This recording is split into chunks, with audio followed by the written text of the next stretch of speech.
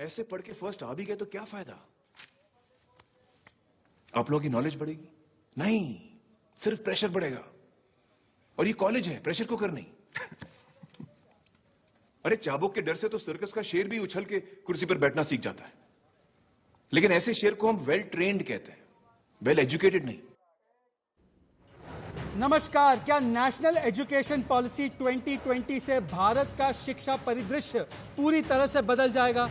केंद्र सरकार ने बुधवार को नई शिक्षा नीति को मंजूरी दे दी। बस कुछ ही देर में प्रधानमंत्री मोदी स्मार्ट इंडिया हैकाथॉन को संबोधित करेंगे और नई शिक्षा नीति पर भी बोलेंगे। ये हमारे पास खबर आ रही है। आज के सवाल पर, आज की जो चर्चा है उसके सवाल समझ लीजिए और मैं आपको की ग्राफिक्स से समझाऊंगा। NEP 2020 के जरिए प्रधानमंत्री मोदी शिक्षा को बदलने में क्या पूरी तरह से सफल रहे हैं? पहला सवाल। NEP 2020 पर विपक्ष की जो आलोचना है क्या वो न्याय संगत है या निराधार है? दूसरा सवाल। NEP 2020 के जरिए शिक्षा क्षेत्र में व्यापक क्रांति संभव है? चौथा सवाल। NEP 2020 किससे छात्र सिर्फ डिग्रीधारी नहीं हुनरमंद भी बनेंगे? हमारा हैशटैग है मोदी रिफॉर्म्स एजुकेशन सिस्टम और कुछ प्रमुख बदलाव जो किए गए हैं वो मैं आपको अब समझाना चाहता हूं कुछ ग्राफिक्स के जरिए। तो समझिए कि क्या बदलाव लाए गए हैं। एक के बाद एक मैं आपके सामने वो बदलाव लाऊंगा जो अब NEP 2020 से इस देश के एजुकेशन सिस्टम में किए गए हैं। समझना होगा आपको और मैं आपको बस 5 सेकंड में बता रहा हूं। देखिए, सबसे पहला बदलाव NEP में क्या बदला है ये आप देखेंगे एक के बाद एक। 34 साल बाद शिक्षा नीति में बदलाव किया गया है। एक के बाद एक चलेंगे और मैं चाहता हूं कि मेरे प्रोड्यूसर्स इसको धीरे से चलाएं। फिर से पहले ग्राफिक पे जाएंगे क्योंकि मैं समझाना चाहता हूं अपने दर्शकों को। हम बहुत जल्दबाजी से आगे बढ़ रहे हैं, इसलिए मैं रिक्वेस्ट करूंगा कि पहले ग्राफिक से फिर से इसको शुरू किया जाए और एक एक करके मैं समझाऊंगा। पहले ग्राफिक्स पर फिर से आया जाए प्लीज, मैं रिक्वेस्ट करूंगा। ठीक है, चलिए। मैंने कहा था कि हम इसको धीरे धीरे चलाएंगे ताकि मैं एक एक करके समझाऊं। मैं आपको समझाऊंगा, आपके पास स्क्रीन पर ये चलता रहेगा। 34 साल में पहली बार 1986 के बाद राष्ट्रीय शिक्षा नीति जो बनाई गई थी उसको पहली बार अब इसको बदला जा रहा है। 3 दशक में इसमें पहले कोई बदलाव नहीं किया गया, ये पहला बदलाव है। कैबिनेट ने HRD मिनिस्ट्री का अब नाम बदलकर इसका नाम एजुकेशन मिनिस्ट्री मतलब मिनिस्ट्री ऑफ एजुकेशन करने की मंजूरी दे दी है। ये दूसरा बदलाव। आगे चलते रहेंगे TP पर। नई शिक्षा नीति में GDP का 6% हिस्सा जो है वो एजुकेशन सेक्टर पर खर्च होगा। मतलब आप समझिए कि वर्तमान में केंद्र और राज्य दोनों मिलाकर GDP का केवल 4.43% बजट ही शिक्षा पर खर्च कर रहे थे, अब 6% होगा। नई शिक्षा नीति और सुधारों के चलते उच्च शिक्षा में 2035 तक 50% का ग्रॉस एनरोलमेंट रेशियो का लक्ष्य रखा गया है। चौथा बदलाव। नई शिक्षा नीति के तहत तकनीकी संस्थानों में भी आर्ट्स और ह्यूमैनिटीज के विषय पढ़ाए जाएंगे। ये स्क्रीन पर लगातार चल रहे हैं, मेरी बातों पर ध्यान दीजिए। साथ ही देश में सभी कॉलेजों में म्यूजिक, थिएटर जैसे कला के विषयों को भी आगे बढ़ाया जाएगा और विभाग स्थापित करने के लिए कहा गया है। उसके आगे नेशनल एजुकेशन पॉलिसी 2020 में इस बात पर जोर दिया गया है कि कम से कम कक्षा 5 तक सिखाने का जो माध्यम हो वो मातृभाषा या स्थानीय क्षेत्रीय भाषा होगी। तो रीजनल लैंग्वेज को एक तरीके से जोर दिया गया है। हम आगे बढ़ते रहेंगे। अब NEP में बदला अब शिक्षा का पूरा ढांचा। अब समझिए, मौजूदा व्यवस्था में 3 स्तर थे, अब नए सिस्टम में 5 स्तर होंगे। 3 स्तर मतलब 10+2 का जो शिक्षा प्रणाली थी वो अब 5+3+3+4 के सिस्टम से रिप्लेस की जा रही है। मतलब मौजूदा सिस्टम में, अब मैं आपको एक एक करके समझाऊंगा। मौजूदा सिस्टम में 6 वर्ष का बच्चा पहली कक्षा में आता है, इसमें कोई ज़्यादा तब्दीली नहीं की गई है। 6 से 9 वर्ष के जो बच्चे होते हैं, नौनिहाल होते हैं, उनकी बुनियादी साक्षरता और संख्या ज्ञान पर फोकस होगा। आप धीरे धीरे चलेंगे, मैं TP से रिक्वेस्ट कर रहा हूँ। कक्षा 5 तक आते आते बच्चों को भाषा और गणित के साथ सामान्य ज्ञान भी पढ़ाया जाएगा, ये बड़ा बदलाव। फिर कक्षा 6 से 8 तक के लिए मल्टी डिसिप्लिनरी कोर्स होंगे, ये नहीं था, जो एक्टिविटीज़ के जरिए पढ़ाए जाएंगे। कक्षा 9 से 12 तक के छात्र के रुचि के अनुसार उन्हें पढ़ने का मौका दिया जाएगा, जैसे साइंस के साथ म्यूजिक, केमिस्ट्री के साथ बेकरी, ये लेने का उनके पास ऑप्शन होगा। कक्षा 9 से 12 के बीच में प्रोजेक्ट बेस्ड लर्निंग होगा, तो पहले नहीं था। इसके बाद 12वीं पास करके निकलने वाले जो छात्र हैं उनके पास स्किल आएंगे और वो स्किल से जो जॉब मार्केट है उसमें जाने के लिए तैयार हो जाएंगे। अंडर ग्रेजुएट कोर्स में भी काफ़ी सारे बदलाव किए गए हैं, मैं शो के दौरान आपको समझाऊंगा। पर जी मेरे साथ तीन मेहमान जुड़ चुके हैं, मैं आपको जी मेरे साथ 3 मेहमान जुड़ चुके हैं, मैं आपको परिचय कराना चाहता हूं। मेरे साथ डॉक्टर उषा राम एजुकेशनिस्ट है, मेरे साथ गिरीश कुमार सचदेवा मैनेजिंग कमेटी के मेंबर है डीपीएस इंदिरापुरम से, और मेरे साथ प्रोफेसर अभिषेक टंडन डीयू के प्रोफेसर है, वो जुड़ चुके हैं। मेरे साथ आचार्य पवन सिन्हा भी जुड़ने वाले हैं जो कि एक शिक्षाविद के रूप में आज जुड़ेंगे, एक एजुकेशनिस्ट के रूप में आज जुड़ेंगे। पर मैं सबसे पहले एक ओपनिंग कमेंट लेना चाहता हूं। मैं शुरुआत करूंगा गिरीश कुमार जी आपसे, क्योंकि आप मैनेजिंग कमेटी के सदस्य हैं डीपीएस इंदिरापुरम से। आप मुझे बताइए कि जो ये न्यू एजुकेशन पॉलिसी 2020 है, क्या आपको लगता है कि इससे भारत का जो एजुकेशन सेक्टर है वो पूरी तरह से रिफॉर्म हो जाएगा?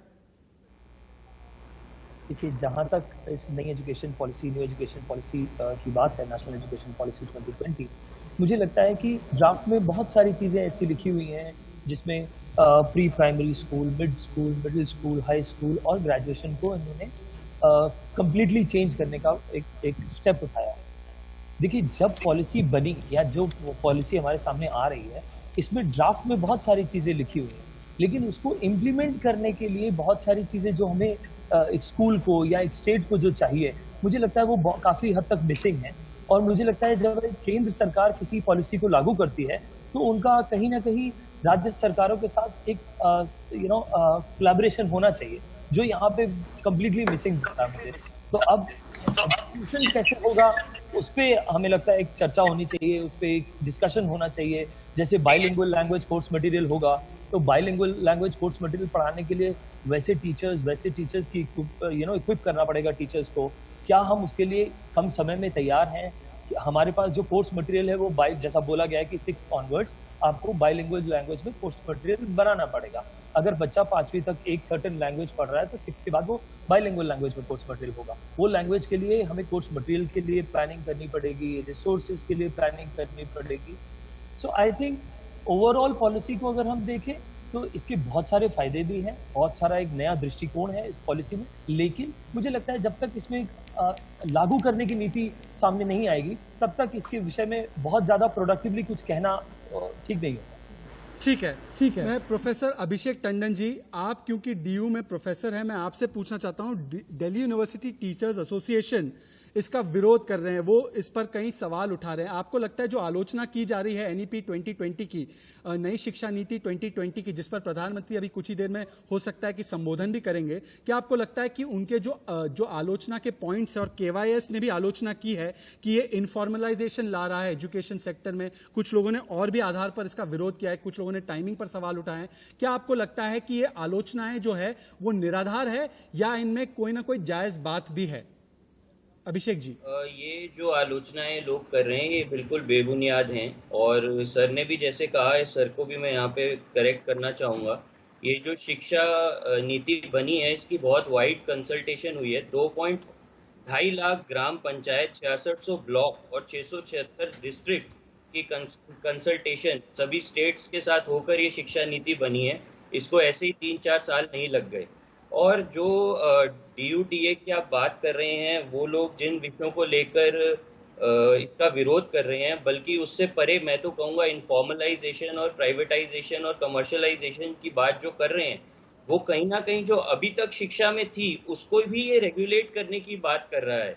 आप देखेंगे अगर इसमें कमर्शलाइजेशन के रोकने के लिए विशेषकर एक पॉइंट है जहां पर PCAP कमेटी का गठन किया गया है, जहां पर स्कॉलरशिप्स का गठन किया गया है, जहां पर फिलैंथ्रोपिक एफर्ट्स जो कई प्राइवेट यूनिवर्सिटीज में ऑलरेडी चल रहे हैं, उसी तरह पब्लिक सेक्टर यूनिवर्सिटीज के अंदर भी लाने की प्रक्रिया शुरू की है जी। और बहुत स्पष्ट रूप से एक एजुकेशन पॉलिसी के ड्राफ्ट में इनिशियली कहा गया है कि पेडागोजी और जो कोर्स है, जो इंफ्रास्ट्रक्चर है, वो दोनों अलग चीजें हैं। तो मुझे लगता है कहीं ना कहीं जो स्कूल कॉम्प्लेक्स की बात कही गई है, स्कूल कॉम्प्लेक्स जहां 20 से 25 स्कूल जो एक ही इलाके में है, जिनमें सभी स्कूलों में, जैसे सर ने कहा बिल्कुल सही बात है, सारे इंफ्रास्ट्रक्चर नहीं होते, लेकिन 20 स्कूल जब एक साथ मिल जाएंगे तो किसी स्कूल में स्विमिंग होगा, किसी में बास्केटबॉल होगा, किसी में म्यूजिक होगा, और किसी और में हो सकता है कोई अन्य विषय पे उसके फैसिलिटी हो। तो ऐसा नहीं होना चाहिए कि मेरे बच्चे के स्कूल में अगर कोई फैसिलिटी नहीं है तो उस फैसिलिटी से वंचित रह जाए। ठीक है। ये ध्यान में लाने की बात है कि ये 1964 में कोठारी कमीशन ने भी इस बात को कहा था, लेकिन ये बात आज तक लागू नहीं हो पाई, और आज ये दोबारा से ये इस शिक्षा नीति में लाई गई। ठीक है। डॉक्टर उषाराम जी, अगर आपको मेरी आवाज़ सुनाई दे रही है, मैं आपकी प्राथमिक टिप्पणियां भी चाहूँगा, और इसके अलावा मैं आपसे पूछना चाहूँगा कि जो लक्ष्य धारित किया गया है, एक लक्ष्य रखा गया है कि हमें अपना सिस्टम, वो जो एक सिस्टम 3 इडियट्स से मैंने शुरुआत की कि जिस सिस्टम में सिर्फ मग्गू बनते हैं, मतलब रोट लर्निंग होती है, क्रिएटिव थिंकिंग नहीं होती, हुनरमंद नहीं बनते हैं, डिग्रीधारी बन जाते हैं, पर उनके पास स्किल्स नहीं होते कि जॉब मार्केट में वो जॉब ले सके। क्या आपको लगता है कि इस न्यू एजुकेशन पॉलिसी के माध्यम से अब वो जो चीज़ है उसमें बदलाव होगा? आपकी प्राथमिक टिप्पणियां क्या है इस पर? आई पर्सनली फुली एग्री कि ये बड़ा प्रोग्रेसिव एजुकेशन पॉलिसी है। ठीक है। इसमें देखिए, जो अभी आपने मेरे से स्किल के बारे में पूछा था, मैं उसी के बारे में बात करती हूँ। 6th ऑनवर्ड्स बच्चे के पास कोई ना कोई एक ऐसा सब्जेक्ट होगा जो स्किल बेस्ड होगा। एटलीस्ट बच्चा कुछ ना कुछ तो उसके दिमाग में स्किल आएगी, तो वो स्किल सीखने के लिए ये बहुत अच्छा प्रोग्राम है। इसमें क्रिटिकल थिंकिंग है, एक्सपीरियंशियल लर्निंग है, रोड लर्निंग से हम थोड़ा दूर जा रहे हैं, लेकिन जो इसमें प्रॉब्लम्स की बात आ रही है वो धीरे धीरे सब सॉर्ट आउट हो जाती है, ऐसी कोई बात नहीं है। If we are progressive in our outlook, things will change. एक नेशनल प्रोफेशनल टीचर्स के लिए ट्रेनिंग के लिए किया गया है, सब्जेक्ट्स के लिए इतनी कंफर्टेबल सिचुएशन दी गई है, extra curricular activities, vocationalisation, so many things have been added up. उससे बड़ा एक ओपननेस आती है, बड़ा एक अच्छा सिस्टम है जिसमें थोड़ा टाइम लगेगा, लेकिन क्योंकि it's a vision document, states को भी इन्वॉल्व किया जाएगा। And already NCERT has prepared the framework, बन गया करिकुलम का, इसके आउटकम्स भी रेडी हो चुके हैं। एंड मेजर एम्फेसिस जो है वो pedagogy, assessment, competency based questions के ऊपर है, जो automatically will bring about A change.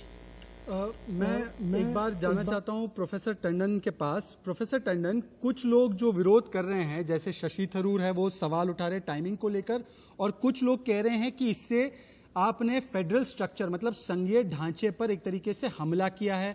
आप प्राइवेटाइजेशन की ओर बढ़ रहे हैं, आप सेंट्रलाइजेशन की ओर, मतलब केंद्रीयकरण की ओर बढ़ रहे हैं। पर जहां तक मेरी जानकारी है, ये जो सुधार किए गए हैं, इनको स्टेट्स पर लागू करने के लिए मतलब कोई बाध्यता नहीं है, ये रेकमेंडेटरी होते हैं नेचर में। इसके ऊपर आप क्या कुछ प्रकाश डाल पाएंगे कि क्या ऐसा है, संघीय ढांचे पर एक तरीके से हमला है जो कुछ लोग विरोध कर रहे हैं इसका, इस आधार को बनाकर, क्या ऐसा हो रहा है, या आपको लगता है कि ये निराधार है? देखिए, पहली बात जो टाइमिंग की कही है, तो टाइमिंग तो मुझे लगता है ये इस समय बिल्कुल ठीक टाइमिंग है।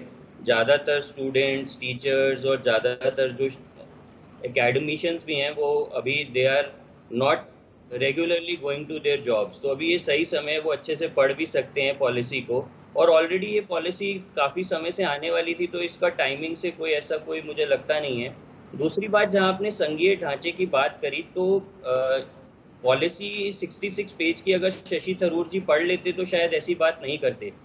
उस पॉलिसी में स्टेट को आप 20 से 30 स्कूल जो एक एरिया में है उसके ऊपर एक कमेटी बनाने की बात कही है, वो सब कुछ स्टेट्स ने ही करना है। और जहां तक आपने कहा रिकमेंडरी की बात है, तो देखिए, कोई भी अच्छी चीज जो आती है उसे स्टेट्स को अपने आप ही अडॉप्ट करना पड़ता है। जब वहां का उनका नागरिक उसको अच्छा मानेगा तो स्टेट्स अपने आप बातें हो जाएंगी उन सब चीजों को अडॉप्ट करने के लिए। जैसे कई अन्य चीजें होती हैं जो केंद्र लागू करता है, लेकिन धीरे धीरे वहां के लोग इतना ज्यादा उससे प्रभावी हो जाते हैं कि वो अपने आप उस प्रदेश में उस चीज को लागू करने की मांग करते हैं। तो ये शिक्षा का जो चेंज है वो समाज से ही आता है।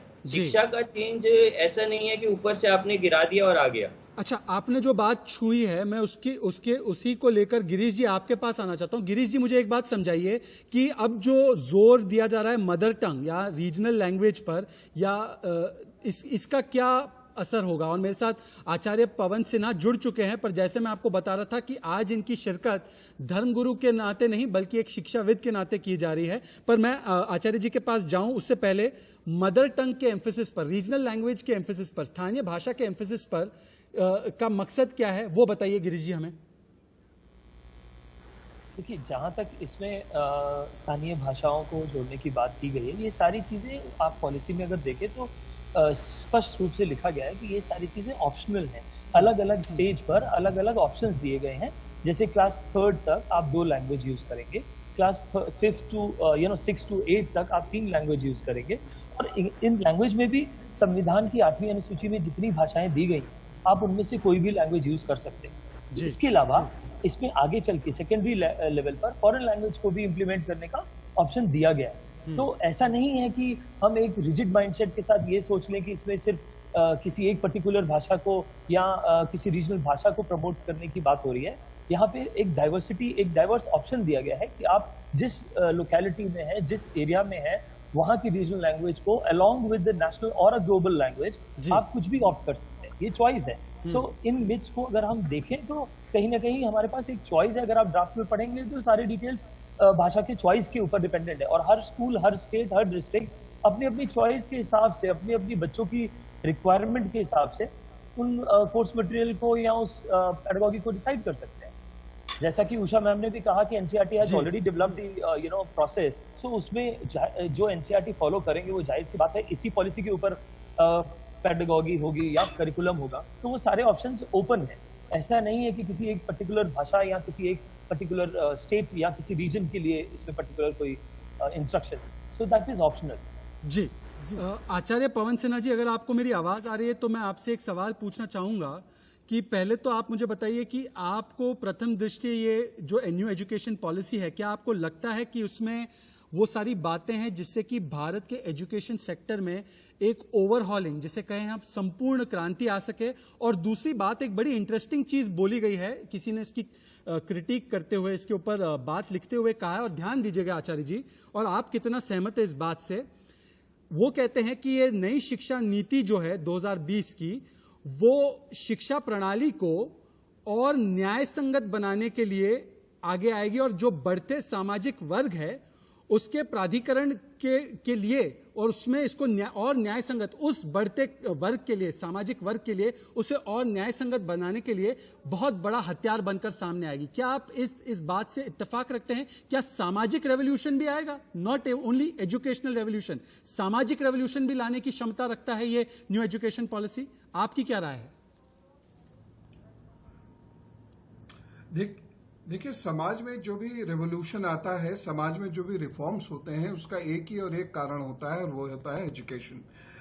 अगर मैं पिछले 7-8 हजार सालों से इसको देखूं तो उसके इतिहास का अध्ययन करते करते जितने भी रिवोल्यूशंस हैं वो उन्हीं लोगों के द्वारा लाए गए, चाहे वो संत हैं, चाहे वो टीचर्स हैं, चाहे वो प्रोफेशनल टीचर्स हैं, वो जो कहीं ना कहीं टीचर्स हैं वही लोग रिवोल्यूशंस लाते हैं।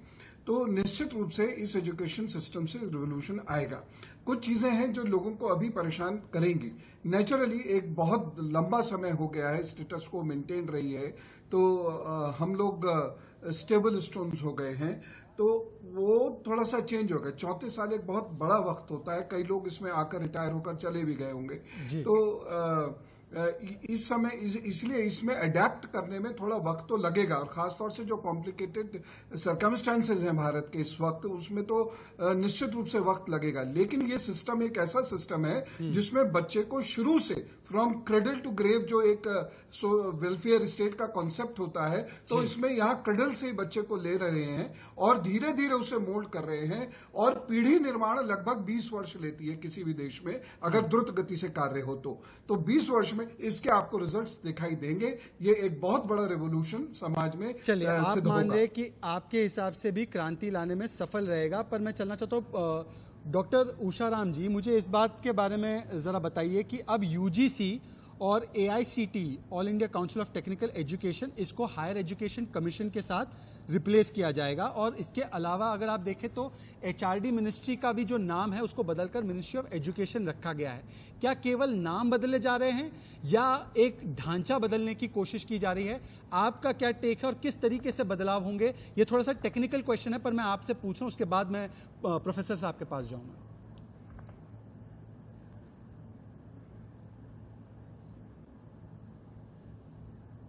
डॉक्टर उषा जी को मेरी आवाज जा रही है? मुझे लगता है डॉक्टर उषा के पास मेरी आवाज नहीं जा पा रही है। प्रोफेसर अभिषेक टंडन जी, अगर आपको मेरी आवाज आ रही है तो मैं आपसे सवाल पूछना चाहता हूं। अब जो ये 4 साल का मल्टी डिसिप्लिनरी बैचलर्स प्रोग्राम बन चुका है, आप क्योंकि DU के प्रोफेसर है तो बताया जाता है कि अब स्टूडेंट्स जो है 1 साल में एग्जिट कर सकते हैं सर्टिफिकेट के साथ, 2 साल में एग्जिट कर सकते हैं डिप्लोमा के साथ और 3 साल में एग्जिट कर सकते हैं बैचलर्स डिग्री के साथ। पर ये जो 4 साल का अंडर ग्रेजुएट प्रोग्राम होगा उस पर आपकी क्या राय है? उससे किस तरीके का बदलाव होगा मौजूदा सिस्टम में? थोड़ा कंपेयर करके, थोड़ा सा आप तुलना करके बताइए हमें। करना चाहता हूँ पवन जी वाले विषय पे, उसके बाद फिर मैं इसमें आऊंगा। सोशल चेंज जो सोसाइटी का है, अर्ली चाइल्डहुड एजुकेशन को जो अब इंस्टीट्यूशनलाइज किया है वो बहुत इंपॉर्टेंट है, क्योंकि ये जो प्ले वेज और स्कूल अर्ली चाइल्डहुड है इसमें एक समानता देखा गया है, जो वेल टू डू फैमिली से उन्हीं के बच्चे जा पाते हैं। लेकिन अब हर एक स्टूडेंट, जो भी स्टूडेंट इस समाज में हो, चाहे किसी भी परिवार से किसी भी वर्ग हो, उसको जाना पड़ेगा। तो ये एक स्टेबल सिचुएशन आ जाएगी। तो ये उस तरह से बहुत इंक्लूसिव पॉलिसी है। अब बात करता हूँ मल्टीपल एग्जिट और एंट्री की। देखिए, समाज के अंदर अभी तक उन सभी लोगों के लिए बड़ी ग्रेसफुल एग्जिट होती थी जो अपनी शिक्षा को पूरा कर पाते थे, लेकिन उन सब लोगों के लिए ग्रेसफुल एग्जिट नहीं हो पाती थी जो किसी ना किसी कारण के वश, चाहे वो स्पोर्ट्स में हो, चाहे वो किसी अन्य कारण से, पर्सनल कारण से उन्हें एग्जिट करना पड़े। अगर आप यहाँ देखें तो अगर 1 साल बाद भी मैं किसी अपने पर्सनल कारण या मैं कुछ और करना चाहता हूँ, मैं एग्जिट करता हूँ, तो भी मुझे सर्टिफिकेट मिलता है। मेरे जो क्रेडिट्स हैं वो एक डिजी लॉकर में जमा हो जाते हैं। उसके 5 साल बाद मैं दोबारा आता हूँ तो मुझे फर्स्ट ईयर में एडमिशन लेना नहीं पड़ेगा, मुझे दोबारा सेकेंड ईयर में एडमिशन मिलेगा, क्योंकि मैं 1 साल का कोर्स करके जा चुका हूँ। उसी तरह अगर मैं 2 साल बाद एग्जिट करता हूँ तो मुझे 2 साल के क्रेडिट मिलेंगे और साथ में डिप्लोमा मिलेगा, वो भी एक मेरा डिजी लॉकर में जमा हो जाएगा। जिस तरह एक पैन कार्ड होता है उसी तरह हर बच्चे का एक डिजी लॉकर अकाउंट मिलेगा। 3 साल के बाद वो अपनी जॉब करने के लिए ग्रेजुएशन डिग्री लेके जा सकता है। बहुत सारे स्टूडेंट्स ऐसे होते हैं जो पहले से प्रथम दिन से ये उनके दिमाग में होता है कि हमें तो हायर एजुकेशन के अंदर मास्टर्स भी करनी है, तो उन स्टूडेंट्स के लिए सीधा 4 year course with research degree है। वो 4 इयर्स कोर्स जो रिसर्च डिग्री है उसके बाद वो 1 साल का MA भी कर सकते हैं या फिर सीधा PhD में भी एडमिशन ले सकते हैं। मान लीजिए 3 साल के बाद मैं जॉब करने चला गया और मुझे लगता है कि मुझे फिर से मास्टर्स करनी है, I can come back again and enrol into a 2 years post graduation programme. तो जो मल्टीपल एग्जिट और एंट्री की बात है, ये एक तरह से ग्रेस से एग्जिट, ग्रेस से एंट्री, मतलब ऐसा नहीं है अगर किसी व्यक्ति ने फर्स्ट ईयर में एजुकेशन सिस्टम को छोड़ दिया तो उसको हमने एजुकेटेड या लिटरेट नहीं माना। पहले ऐसा ही होता था, ग्रेजुएट या तो नहीं। अब आपके पास ऑप्शन है, अगर आप फर्स्ट ईयर में छोड़ते हैं तो भी आप सर्टिफिकेट होल्डर हैं, सेकेंड ईयर में छोड़ते हैं तो भी आप डिप्लोमा होल्डर हैं, you will be an alumni of that particular college and university. तो देखिए ये कितना एक फ्लेक्सिबल सिस्टम है। इसका जो मुख्य उद्देश्य है वो यही है कि ज्यादा से ज्यादा लोगों को शिक्षा के दायरे में लाना और ज्यादा से ज्यादा लोगों को, कई बार उसमें पॉलिसी में वर्ड भी यूज किया गया है, bringing people back to education. तो ये उसी तरह का एक सिस्टम है। ठीक है सर, मैं आपके पास आना चाहता हूं गिरीश जी। मुझे एक बात समझाइए कि अब कहा जा रहा है कि फॉरेन प्लेयर्स के लिए हायर एजुकेशन को एक तरीके से ओपन किया जाएगा ताकि वो आ सके और अपने कैंपस को यहाँ पर सेटअप कर सके। क्या आपको लगता है कि इसका अच्छा प्रभाव पड़ेगा भारत पर, या आपके मन में इसको लेकर कोई ना कोई रिजर्वेशंस है? गिरीश जी।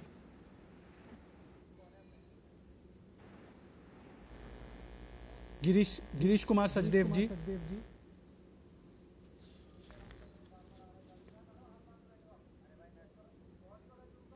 चलिए, मुझे लगता है कि अगर हमारे पास रमेश पोखरियाल जी और प्रकाश जावड़ेकर जी की बाइट्स है, कम से कम उसको चला दिया जाए जब तक कि गेस्ट हमारे ऑनर होते। एक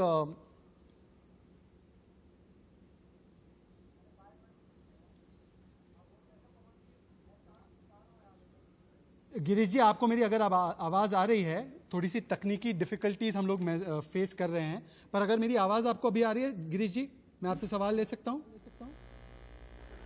हाँ, अब आ रही है। गिरीश जी, माफ कीजिएगा, थोड़ी सी टेक्निकल डिफिकल्टीज होती है, खासकर जब हम इंटरनेट लाइन से जुड़ते हैं।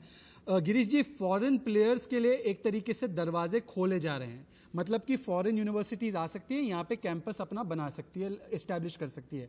आपकी क्या राय है इस विषय में? क्या ये भारत के एजुकेशन सेक्टर के लिए अच्छा होगा, या आप जैसे लोगों को, जो आप डीपीएस चला रहे हैं, आप जैसे लोगों को कुछ खतरा महसूस हो रहा है इसका? आपके मन में कुछ रिजर्वेशन है इसको लेकर? I can't hear anything. चलिए, मुझे लगता है कि कुछ टेक्निकल डिफिकल्टीज हो रही है। आचार्य पवन जी, आपको मेरी अगर आवाज आ रही है तो मैं आपसे चर्चा करता हूं। मुझे लगता है कोई भी मेरे मेहमान इस वक्त मेरे साथ नहीं है, तो मैं, आचार्य जी, आपको आवाज आ रही है? नहीं, मुझे आपकी आवाज आ रही है। आचार्य जी, मैं आपसे सवाल पूछना चाहता हूं कि फिर से मैं आ रहा हूं लैंग्वेज वाले इशू पर, क्योंकि आप खुद लैंग्वेज और कल्चर कमेटी पर भी रहे हैं।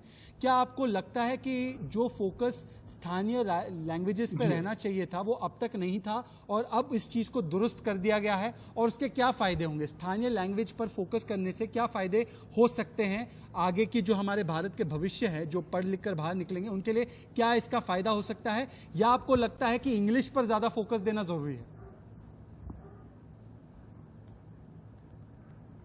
देखिए, भारत एक मल्टीलिंगुअल कंट्री है, और यहाँ पर बहुत सारी भाषाएं हमारे शेड्यूल में आने के बावजूद भी करीबन 5000 ऐसी छोटी छोटी भाषाएं हैं जो बहुत ही रीजनल, बल्कि सब रीजनल लैंग्वेजेस उनको कहना चाहिए, वो यहाँ पर अभी अस्तित्व में है। मैंने जितना भी भारत घूमा है, देखा है, पैदल, साइकिल से टहलते हुए, इस कमेटी में होने के नाते लोगों से बात करके, तो मैंने ये पाया है कि जो वहीं का शिक्षक होता है, वहीं का शिक्षक जब वहीं की भाषा में बच्चे को समझाता है तो बच्चा आसानी से बड़े बड़े सिद्धांतों को समझना शुरू कर देता है। और जब हम अंग्रेजी में आते हैं तब हमारे सामने बहुत डिफिकल्टी होती है, खास तौर से जो ऐसी जगह के बच्चे हैं जहां अंग्रेजी बहुत नहीं पढ़ाई जाती, या जिन लोगों का एक्सेंट बहुत कमजोर है, तो वो लोग जब दिल्ली यूनिवर्सिटी, जेएनयू या बाकी ऐसी यूनिवर्सिटीज में जाते हैं, टेक्निकल यूनिवर्सिटीज में जाते हैं, तो बहुत डिफिकल्टी उन्हें फेस करनी पड़ती है, पढ़ाई से उनका मन टूट जाता है। तो ऐसे में ये बहुत जरूरी है कि उस गांव की जो भाषा है, उस गांव की भाषा में भी फिजिक्स पढ़ाई जा सकती है, मैथ्स पढ़ाई जा सकती है, उस गांव की भाषा में भी हम उनको इतिहास के बारे में बता सकते हैं, ज्योग्राफी के बारे में बता सकते हैं। तो वहां से जो अगर उसकी फाउंडेशन स्ट्रांग बन गई तो उसमें वो कॉन्फिडेंस आ जाएगा, और बच्चे में एक बार कॉन्फिडेंस आ जाए तो फिर क्या कहने, फिर तो वो सब कुछ पढ़ लेता है। और अंग्रेजी तो कभी भी किसी भी मोड़ पर पढ़ाई जा सकती है। अच्छा। मैंने खुद अपने जीवन काल में 6ठी क्लास में पहली बार अंग्रेजी ABCD से शुरू करी थी। तो ये कभी भी हम उसमें अंग्रेजी पढ़ाना शुरू कर सकते हैं, उसमें कहीं कोई प्रॉब्लम नहीं है, इशू नहीं है। तो भारत जैसे देश की मजबूरी है, अमेरिका में ये मजबूरी नहीं है, यूरोप में ये मजबूरी नहीं है, रशिया या चाइना में ये मजबूरी नहीं है, नेपाल में भी नहीं, लेकिन भारत जैसे देश में रीजनल ही नहीं बल्कि सब रीजनल लैंग्वेज तक को हमें छूना पड़ेगा, तभी उस बच्चे में कॉन्फिडेंस आएगा। उसी भाषा में इम्तिहान दे, वो उसमें कॉन्फिडेंस जनरेट हो जाए, 8वीं क्लास तक ये कॉन्फिडेंस आ जाए, फिर कोई चिंता की बात नहीं होती। ठीक है। डॉक्टर उषाराम जी, अगर मेरी आवाज आपके पास आ रही है, मैं आपके पास फिर से एक सवाल लेकर आना चाहता हूं। मैं बात कर रहा था प्रोफेसर साहब से मल्टी डिसिप्लिनरी कोर्स की अंडर ग्रेजुएट प्रोग्राम में, पर मेरा सवाल आपसे ये रहेगा कि अगर हम मल्टी डिसिप्लिनरी मतलब अलग अलग स्ट्रीम्स को एक साथ जोड़ देते हैं, तो जो सिंगल स्ट्रीम वाली इंस्टीट्यूशन है जैसे कि IIT, जहां से कई सारे हमारे बड़े नेता, दिल्ली के मुख्यमंत्री भी पढ़कर बाहर निकले हैं, उनमें क्या किसी तरीके से डाइल्यूशन हो सकता है? क्या उनका जो फोकस होता है वो एक तरीके से उसमें डाइल्यूशन हो सकता है? क्या ये बात वैलिड है, या आपको लगता है ये बात जायज नहीं है? ये सवाल डॉक्टर उषाराम से है। डॉक्टर उषाराम जी, जी डॉक्टर उषाराम जी, आपसे सवाल है। हाँ? डॉक्टर उषाराम जी, आपसे सवाल है। डॉक्टर उषाराम, मेरी बात आप सुन पा रही है? डॉक्टर उषाराम, मुझे लगता है आपको मेरी आवाज नहीं मिल पा रही है। ये टेक्नोलॉजी की खामियां हैं जिसको हमें दुरुस्त कराना चाहिए। और मैं जरूर कहूंगा कि हम जब लौट के आएंगे, मैं एक हेडलाइंस के लिए रुक जाता हूं, हेडलाइंस पढ़कर फिर से लौट आते हैं, तब तक हम ये कनेक्शंस भी ठीक करवाते हैं, क्योंकि करोड़ों लोग, भारत का भविष्य माने जाने वाले करोड़ों लोग इस चर्चा को देख रहे हैं। और 3 महत्वपूर्ण गेस्ट हमारे साथ बैठे हैं, तो उनकी बात सुनने के लिए बेकरार है, ताकि हम बता सके उन्हें कि भारत के एजुकेशन सेक्टर में क्या बदल सकता है। तो मैं ये लाइंस अपने प्रोड्यूसर से, आउटपुट डिपार्टमेंट से, असाइनमेंट से और पीसीआर से रिक्वेस्ट करूंगा, गेस्ट कोऑर्डिनेशन टीम से रिक्वेस्ट करूंगा कि सभी लोग मिलकर इन लाइंस को ठीक कराएं, ताकि जब लौट कर आए तो चर्चा में सभी लोग भाग ले सके। नेशनल एजुकेशन पॉलिसी 2020 को लेकर हमारा हैशटैग है Modi reforms education sector.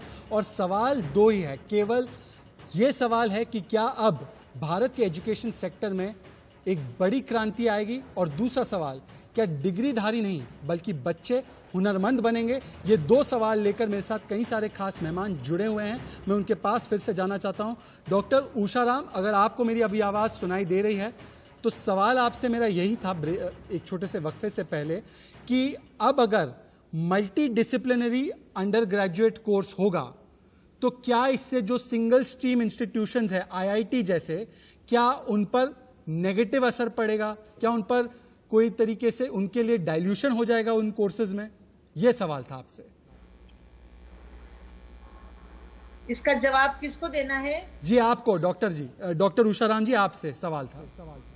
Sir, who has to answer? Madam, I am asking it, मैं आपको पूछ रहा हूं। डॉक्टर उषाराम, आपसे पूछ रहा हूं। हाँ, नहीं, thank you. I don't think इसमें कोई हायर एजुकेशन में कोई बाकी जाके आईआईटी या उसमें कोई प्रॉब्लम आएगी, बिकॉज जो सब्जेक्ट्स सब्सिडरी भी तो होते हैं ना, there other subjects also. The main subjects जो बच्चे आईआईटी में जाते हैं उनके लिए कोई प्रॉब्लम नहीं होगी, they won't be any problem. ये बड़ा अच्छा सिस्टम बना दिया है, ताकि सारे बच्चे तो आईआईटी में नहीं जाते हैं, सारे बच्चों के, there are children who miss out in between. ये बहुत अच्छा सिस्टम है। 1 साल के बाद, फिर 2 साल के बाद, पहले एक सर्टिफिकेट कोर्स, फिर डिप्लोमा, एटलीस्ट बच्चों को कुछ ना कुछ स्टूडेंट्स को मिलता रहेगा, वो बाद में करेंगे। So I don't think there is, इससे कोई इफेक्ट आने वाला नहीं है, कोई प्रॉब्लम नहीं है। प्रोफेसर अभिषेक टंडन, मैं देखिए, मैंने ये हैशटैग जो लगाया है उस पर कई सारे सवाल भी आ रहे हैं, मोदी रिफॉर्म्स एजुकेशन सिस्टम पर कई सारे सवाल आ रहे हैं। एक सवाल ये आया है कि एमफिल कोर्स जो हटा दिया गया है, उसका क्या असर होगा सर? अगर आप हमारे दर्शकों को समझा सके कि एमफिल कोर्स के हटने का क्या मतलब होता है और उससे क्या इफेक्ट होगा, पॉजिटिव है, नेगेटिव है, या कोई उससे फर्क नहीं पड़ता? कि अभी आचार्य जी ने भी कहा, ये जो पॉलिसी चल रही थी पिछले 34 वर्ष से चल रही थी। तो एमफिल, आज की डेट में जो एमफिल है, अगर आप पोस्ट ग्रेजुएशन के बाद डायरेक्ट पीएचडी में लेते हैं, तो एमफिल का कंपोनेंट जो है, it is already there in the PhD. MPhil के अंदर 2 चीजें होती हैं, एक तो आपका कोर्स वर्क, एक डेजर्टेशन प्रोजेक्ट जो आप ऑलरेडी पब्लिश पेपर पे करते हैं। तो अगर आप एमफिल देखें, तो आज एमफिल कोई किसी तरह की वैल्यू ऐड नहीं करती। Neither you get a job after doing an MPhil, ना ही वो आपको किसी तरह की कोई एलिजिबिलिटी क्राइटेरिया देता है। अगर आप पीएचडी करते हैं तो आप डायरेक्टली एलिजिबल हो जाते हैं, अगर नॉर्म से करते हैं, एक टीचर बनने के लिए। और अगर आप पीएचडी के अंदर आपको रिसर्च में इंटरेस्ट है, तो आप प्योरली अपना काम करते हैं पीएचडी में। एमफिल में आप जो ऑलरेडी काम होता है उसको रिव्यू करते हैं। तो एमफिल रिडंडेंट हो चुकी थी, इसीलिए एमफिल को डिसकंटिन्यू किया। बहुत सारी जगह ये पहले ही हो चुका था। जी, आचार्य पवन सिन्हा जी, मुझे एक बात बताइए कि जो लक्ष्य तय किया गया है कि हमें बच्चों को और हुनरमंद बनाना है, सिर्फ डिग्री होल्डर नहीं बनाना है, क्या आपको लगता है, जैसे कुछ लोग जो इसकी क्रिटिसिज्म कर रहे हैं, जो इसका विरोध कर रहे हैं, वो कह रहे हैं कि ये पेपर पर तो बहुत अच्छी स्कीम है, आपने बना ली है, पर इससे कोई स्किल बेस्ड लर्निंग नहीं होने वाली है, हुनरमंद नहीं बनने वाले हैं, बल्कि जो अच्छा खासा सिस्टम है उसको भी आप बर्बाद कर रहे हैं। कुछ लोग इस तरीके से भी इसका विरोध कर रहे हैं। क्या वो लोग, मुझे लगता है, आउटडेटेड है, या वो लोग समझ नहीं पा रहे इसके प्रावधान क्या है? आप समझाइए आचार्य जी। राजनीति में कुछ विरोध के लिए होते हैं, और ये विरोध उनके अस्तित्व का संकट समाप्त करने के लिए होता है, इसलिए वो विरोध होगा, वो विरोध करेंगे। जैसे किसी ने, सीताराम येचुरी जी ने ये प्रश्न उठाया कि ये कॉन्स्टिट्यूशनल फेडरेशन का खात्मा हो जाएगा, कॉन्करेंट लिस्ट का सब्जेक्ट है, इससे ये परेशानी होगी, वो परेशानी होगी, तो इस प्रकार से वो विरोध होता रहेगा। लेकिन देखिए, 3 स्टेप्स होते हैं किसी भी पॉलिसी के लिए। एक फिलोसफिकल बेसिस होता है, दूसरा पॉलिसी फॉर्मुलेशन होता है, तीसरा एग्जीक्यूशन होता है। तो पॉलिसी फॉर्मुलेशन हो चुका है, थर्ड स्टेप जो है वो एग्जीक्यूशन का है। उसके लिए बहुत सारी नीतियां बनेंगी और वो अलग से बनेंगी। हाँ, उसमें अच्छाई भी हो सकती है, इससे भी ज्यादा अच्छा हो सकता है। कई बार ऐसा हुआ एग्जीक्यूशन में, जो पब्लिक पॉलिसी बनी थी उससे बेहतर काम हुआ, लेकिन उसमें देखना पड़ेगा, गवर्नमेंट को अलर्ट रहना पड़ेगा। और इसके लिए जो हिंज है, न्यू एजुकेशन पॉलिसी का जो हिंज है वो टीचर है। तो अगर ये पॉलिसी या पॉलिसी मेकर उस टीचर को उसका सम्मान दिलाने में और उसकी ट्रेनिंग दिलाने में सफल हो गए, तो ये न्यू एजुकेशन पॉलिसी सफल हो के रहेगी। हो सकता है 5 साल में ना हो, 10 साल में हो, लेकिन टीचर इस पॉलिसी के सेंटर पॉइंट पर है, इसलिए उस पर काम करना जरूरी है। ठीक है, मैं आना चाहता हूं गिरीश जी आपके पास, अगर आवाज आपको पहुंच रही है। जो मैंने शुरुआत में जिस बात का जिक्र किया कि पहले हमारा सिस्टम जो अब तक रहा है 10+2 का रहा है, अब सिस्टम चेंज हो चुका है, मतलब 5 स्तर में है। तो इन दोनों सिस्टम्स के क्या एडवांटेजेस थे, क्या डिसएडवांटेजेस है आपके हिसाब से? और आपको लगता है जो नया सिस्टम अब रिप्लेस करेगा 10+2 के सिस्टम को, उसके वो बेहतर रहेगा हमारे लिए, या आपको लगता है कि 10+2 पर ही चलना चाहिए? आपके हिसाब से क्या होना चाहिए?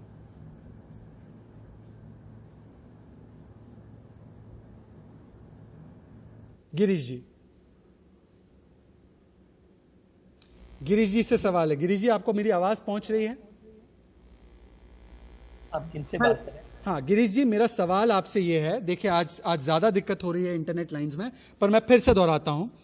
10+2 वाली जो व्यवस्था थी उसको रिप्लेस कर दिया गया है 5+3+3+4 से। तो आपको लगता है कि ये जो नई वाली प्रणाली है वो ज्यादा बेहतर साबित होगी, या 10+2 वाली जो प्रणाली थी वही बेहतर है? आपके हिसाब से कौन सी 2 प्रणालियों में से कौन सी बेहतर प्रणाली होगी बच्चों के लिए, और क्यों? आप मुझसे ये सवाल पूछ रहे हैं? जी आपसे पूछ रहा हूं। गिरीश जी आपसे सवाल मुझसे है? गिरीश जी आपसे सवाल है मेरा जी। आप मुझे लगता है ये सवाल मुझसे है शायद। जी आप ही से है सर। गिरीश जी आप ही से सवाल है मेरा। सवाल मैं जब आप ये सवाल, चलिए डॉक्टर उषाराम जी आप सवाल का जवाब दे दीजिए। आपको अगर सुनाई दे रहा है, मैं माफी चाहता हूं, मैं सवाल किसी से पूछ रहा हूं, सुन कोई और पा रहा है, टेक्निकल डिफिकल्टीज आज ज्यादा है, पर मैं आपसे पूछूंगा। डॉक्टर उषाराम जी आप इस पर थोड़ी सी बात रख दीजिए, उसके बाद गिरीश जी आएंगे। हेलो जी डॉक्टर उषाराम जी प्लीज आप बोलिए, अपनी बात रखिए। जहां तक आपने ये बात बोली कि 10+2 को डिसकंटिन्यू किया गया है और उसके बाद 5+3+3+4 को इंट्रोड्यूस किया गया है, मुझे लगता है ये एक बहुत अच्छा इनिशिएटिव है। उसका रीजन ये है कि जैसा कि हम सब लोग जानते हैं, देखिए आपने भी ये बात, जब ये शो आपने स्टार्ट किया तो आपने बहुत क्लियरली बोला कि 34 साल के बाद हमारे देश में एजुकेशन सिस्टम को चेंज किया जा रहा है। और हम सब, चाहे आज स्कूल में पढ़ने वाले बच्चे हों या उनके माता पिता हों, या मुझे लगता है हमारे माता पिता हों, सभी ये बात मानते हैं कि एक लंबे समय से एजुकेशन सिस्टम में चेंज की जरूरत थी, जिसकी बहुत सराहना की गई है और की जानी चाहिए। और मुझे लगता है कि जब ये 10+2 को रिमूव करके अगर 5+3+3+4 किया गया है, ये सिस्टम से और बच्चे जैसा कि हमने बताया रॉट लर्निंग से हट के नॉलेजेबल बनेंगे। More focus would be towards learning better things. हर इंसान को, आज आप देखिए, अगर एजुकेशन का एक्चुअल मतलब क्या है, एक एजुकेशन जब हम बच्चे को देते हैं तो एजुकेशन का असली मायने ये है कि हम बच्चे को एक समय के पश्चात वो एक अच्छा इंसान बन सके, अपने लिए एक अच्छा रोजगार बना सके, या समाज में अच्छे से रह सके और उसके लिए अपने आप को स्टैंड कर सके। मुझे लगता है कि जब इस तरह की लर्निंग पैटर्न होगी तो वो लर्निंग पैटर्न से वो स्किल बेस्ड लर्निंग होगी और वो फोकस्ड लर्निंग होगी। जिस बच्चे के लिए जो ठीक है वो उस स्ट्रीम की तरफ जाएगा और वो चीजें अच्छी तरह से फोकस करके पढ़ पाएगा, which will be a very good initiative. Doctor Usharam, आप भी कुछ बात रखना चाह रही थी इसी विषय पर, आप भी बोलिए कि आपको क्या लगता है 10+2 वर्सेस ये नई प्रणाली, कौन सी बेहतर और क्यों?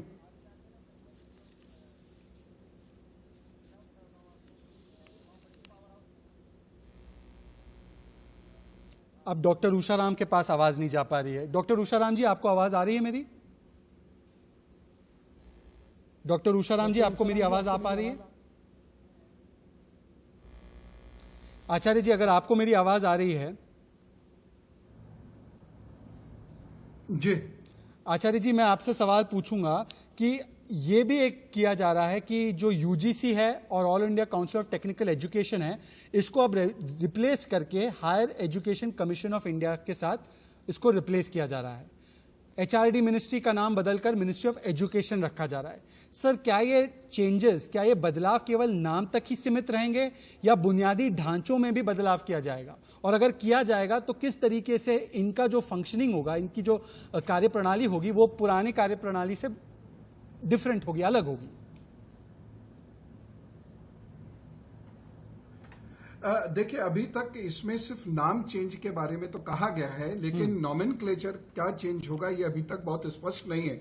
यूजीसी के बारे में चर्चा लगभग 3 वर्षों से चल रही है, ऑलरेडी चल रही है, और ये जरूरी इसलिए है, मैं जो एक चीज सोचता हूं, जो एक विजुअलाइज करता हूं, तो जिस तरीके से इंडियन एडमिनिस्ट्रेटिव सर्विसेज का एग्जाम यूपीएससी कंडक्ट कराती है, ठीक इसी तरीके से इंडियन एजुकेशन सर्विसेज भी होनी चाहिए, जिससे यूनिफॉर्मिटी ऑफ सिलेक्शन हो। कई जगह तो यूनिवर्सिटी के में भी कॉलेजेस पर डिपेंड करता है, और इससे एक एडॉकिज्म क्रिएट हो गया है, और इसकी वजह से बहुत परेशानी जो है यूनिवर्सिटीज को, स्टूडेंट्स को झेलनी पड़ती है। ये खत्म हो जाएगा, एक सेंट्रलाइज सिलेक्शन होगा, और उसके बाद उनका भी एक तरीके से कैडर अलॉट हो जाएगा, और उस कैडर में जाकर वो अपना सेटल होकर पढ़ाना शुरू कर देंगे।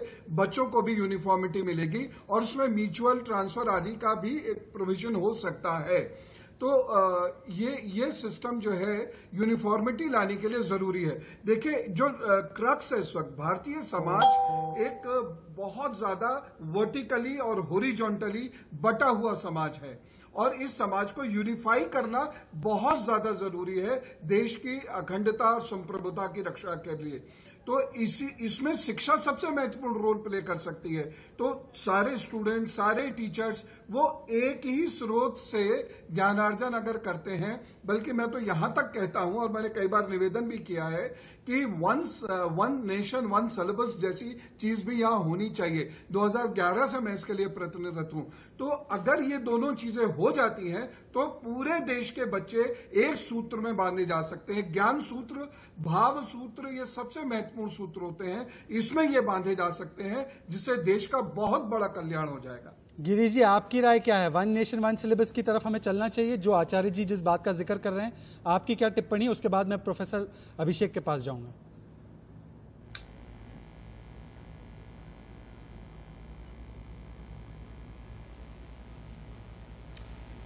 प्रोफेसर अभिषेक जी, आपको मेरी आवाज आ रही है?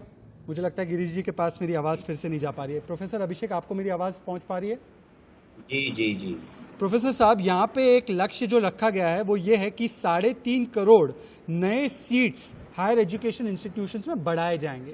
कहने को ये बातें अच्छी है, इसका कोई रोड मैप दिया गया है? क्या ये संभव है? क्योंकि क्रांति लानी है तो दरअसल इसी को तो असलियत में तब्दील करना है ना। तो क्या आपको लगता है इसका रोड मैप भी दिया गया है, या केवल ये एक लक्ष्य निर्धारित कर दिया गया है? अब ये होगा नहीं होगा किसको पता।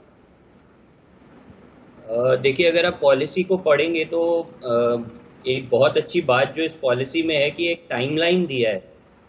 2020 में क्या होगा, 2022 में क्या होगा, 2025 में क्या होगा, 2030 तक हम ग्रॉस एनरोलमेंट रेशियो को कहाँ ले जाएंगे, 2040 तक हम ग्रॉस एनरोलमेंट रेशियो को कहाँ ले जाएंगे।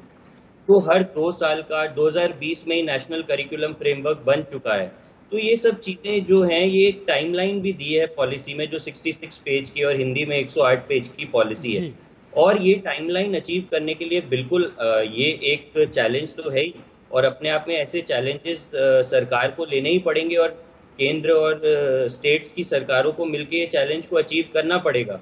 जो सीट को बढ़ाने की बात है वो पहले से ही, अगर आप देखें, जो 2019 में EWS की जो रिजर्वेशन की बात आई है, उसमें ही करीबन 25% सीट्स दिल्ली यूनिवर्सिटी में हर कॉलेज में बढ़ी हैं, और उनका अप्रूवल भी मिल चुका है। तो ये सब चीजें ऑलरेडी चल रही हैं। इसमें एक जो बड़ी बात है वो ये है कि 40,000 कॉलेजेस और करीबन 8,000 यूनिवर्सिटी। प्रोफेसर साहब, मैं माफी से आप लोगों को रोक रहा हूं।